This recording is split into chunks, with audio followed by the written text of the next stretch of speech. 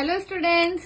तो आ जाइए flashback series जो हम शुरू कर रहे थे अभी, उसमें हम एग्रीगेट डिमांड और एग्रीगेट सप्लाई की यूनिट शुरू करी थी कल, यानी कि theory of income and employment.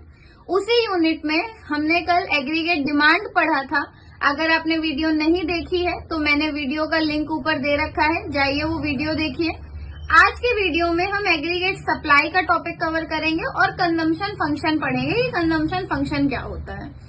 तो एग्रीगेट सप्लाई का मतलब है, जैसे एग्रीगेट डिमांड का मतलब था जितनी भी डिमांड पूरी इकोनॉमी के लेवल पे होती है वो एग्रीगेट डिमांड है। उसी तरीके से जितनी भी सप्लाई पूरी इकोनॉमी में, मतलब एक टाइम पर एक पर्टिकुलर ईयर में जितने भी प्रोड्यूसर्स हैं वो पूरे साल में जितनी भी सप्लाई करते हैं वो सब एग्रीगेट सप्लाई होती है। और क्योंकि सप्लाई से ही इकोनॉमी में इनकम जनरेट होती है, इसलिए हम एग्रीगेट सप्लाई को ही इक्विवेलेंट रखते हैं नेशनल इनकम के। ओके, तो आज के वीडियो में हम एग्रीगेट सप्लाई की मीनिंग कवर करेंगे, उसका कर्व कवर करेंगे और एग्रीगेट सप्लाई को नेशनल इनकम के इक्विवेलेंट कैसे होता है ये हम समझेंगे और कंजम्पशन फंक्शन के बारे में समझेंगे। कंजम्पशन फंक्शन और कुछ नहीं होता है, सिर्फ सप्लाई या नेशनल इनकम और कंजम्पशन, इनके बीच का रिलेशनशिप होता है, इसी को हम लोग बोलते हैं कंजम्पशन फंक्शन। तो उसका कर्व कैसे बनता है और उसका शेड्यूल कैसे बनता है ये हम रिटर्न में समझेंगे। तो ज्यादा टाइम वेस्ट नहीं करते हैं, आ जाइए। तो बच्चों हम लोग शुरू करते हैं एग्रीगेट सप्लाई। तो एग्रीगेट सप्लाई क्या होती है, मैंने शॉर्ट में एएस लिखा है। AS refers to the monetary value of final goods and services that all the producers are willing to supply in an economy in a given time period। एक particular time period में जितना भी एक economy में सारे producers बेचने को, supply करने को रेडी हो जाते हैं या सप्लाई कर देते हैं, उसे ही हम एग्रीगेट सप्लाई कहते हैं। तो ये तो था एग्रीगेट सप्लाई का मीनिंग। अब हम समझते हैं कि एग्रीगेट सप्लाई के कंपोनेंट्स क्या हैं। पहले तो बच्चों हम लोग एएस को इक्विवेलेंट रखते हैं एनवाई के। मैंने एनवाई लिखा है नेशनल इनकम को, वैसे वाई से डिनोट किया जाता है। तो Y is equals to AS, हम इसके इक्विवेलेंट रखते हैं। जो एग्रीगेट सप्लाई है वही नेशनल इनकम होती है, क्योंकि जितना प्रोड्यूसर्स बनाएंगे उतना सप्लाई करेंगे और उससे ही जो इनकम जनरेट होगी वही नेशनल इनकम होती है। बाकी कंपोनेंट्स जैसे AD is equals to C plus I होता है, वैसे ही AS is equals to C plus S होता है। क्योंकि income consumption plus saving income होता है, क्योंकि इनकम इक्विवेलेंट होता है एएस की, इसलिए एएस के कंपोनेंट्स होते हैं सी प्लस एस। अब बच्चों हम लोग इसका शेड्यूल समझते हैं। मैंने कल वाली ही टेबल ली है, ये इनकम है, ये कंजम्पशन है, 40-40 का गैप मेंटेन किया है, सेविंग्स निकाली है। तो फॉर्मूला क्या होता है, income is equals to C plus S, वही एग्रीगेट सप्लाई का फॉर्मूला। तो अगर हमें सेविंग्स निकालनी है तो इनकम में से कंजम्पशन माइनस कर देंगे, सेविंग निकल आएगी। तो इनकम में से कंजम्पशन माइनस किया, 0 में से 40 माइनस 40, 100 में 120 माइनस 20, 0, 20, 40, 60, 80, ये बच्चों सेविंग्स निकल आई। Aggregate supply C plus S, दोनों को ऐड कर दिया, एग्रीगेट सप्लाई आ गई। 40 माइनस 40 0, 120 माइनस 20 100, 200 0, 200।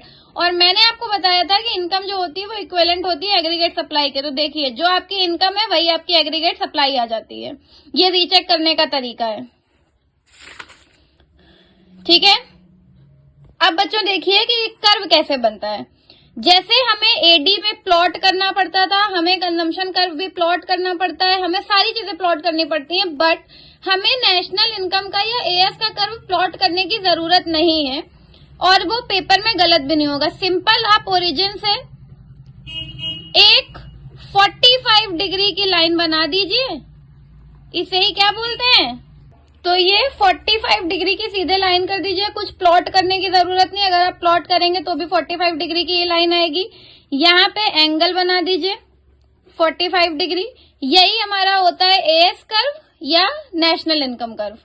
यहाँ पे इनकम प्लॉट करी है और एक्स एक्सिस पे एएस प्लॉट किया है और आपको कुछ करने की जरूरत नहीं है, यही होता है एएस का कर्व। अब बच्चों हम लोग समझते हैं कंजम्पशन फंक्शन क्या होता है। It refers to the functional relationship between consumption and national income। National income और कंजम्पशन के बीच का जो रिलेशनशिप होता है उसे ही हम कंजम्पशन फंक्शन कहते हैं।